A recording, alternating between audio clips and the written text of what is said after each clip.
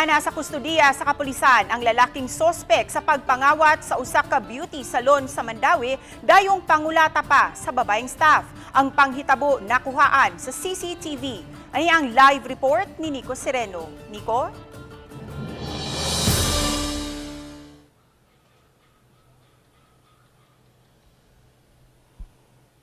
Yes, disturbing kung mahulagway kining video ni pagdapat sa usa ka lalaki ngadto sa babaeng kahera sa usa ka beauty salon na ospital karon ang maong babay gumikan sa iyang nahiaguman. Kini ang video nga kuha kagahapon sa buntag sa salon sa Barangay Basak, Mandawi. Kining lalaki nga naka-orange kalit nga misud ug nakitang namunog dayon sa cashier. Sa kakusog sa lalaking midapat kaniya, wala makaugpo ang babaeng cashier nga giilang si Diane Ray Gosela. Gidala pa kini paingon sa CR. Ang suspect gawas sa pagpamunog nanguha sa cellphone sa biktima og 8,700 nga cash, 5,000 niini halin sa maong tindahan ug dunay personal money ang cashier. Sa investigasyon sa kapulisan, nailhan ang suspitsado nga kagabi misurrender dito sa Konsolasyon Police uban ang iyang inahan. Construction worker ang suspect nga matud pa giagni sa kaila nga ginganlan og Junjun nga manulis. Siya isugo na ko. Giyon sa siya. Na kuna sumbaga na kultahan na.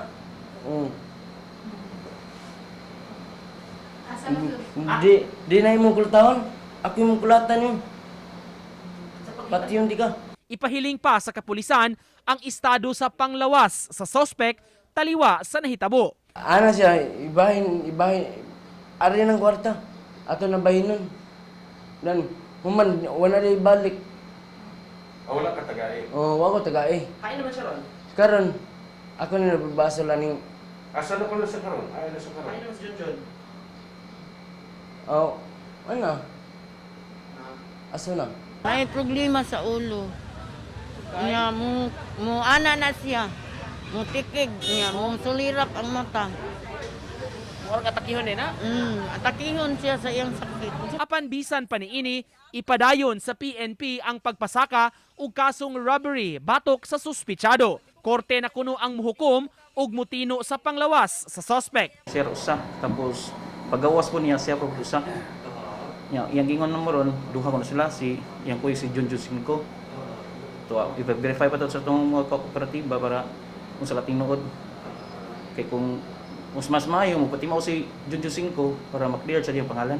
Kaganiha emosyonal nga nag-abot ang inahan sa biktima ug ang suspitsado sa gawas sa police station. Taliwa sa pagmahay ug pagpangayo og dispensa sa inahan sa suspect, gusto ang inahan sa biktima nga ipadayon gyud ang kaso. Kalayita na mga anak kay iway at Please, Anton, na sa iyang kamatayon kay giminaboy ang akong anak. Ang biktima nga si Gosela ana karon sa Vicente Soto Memorial Medical Center. Pag-abot ng pagsuod niya, iya na yung gidilitson sa pagtuyos kong anak laki. Lahi ang sukusong sa laki sa babae. Mga dito ang kwarta, kikuha dito, wala niya babuya pagkulata.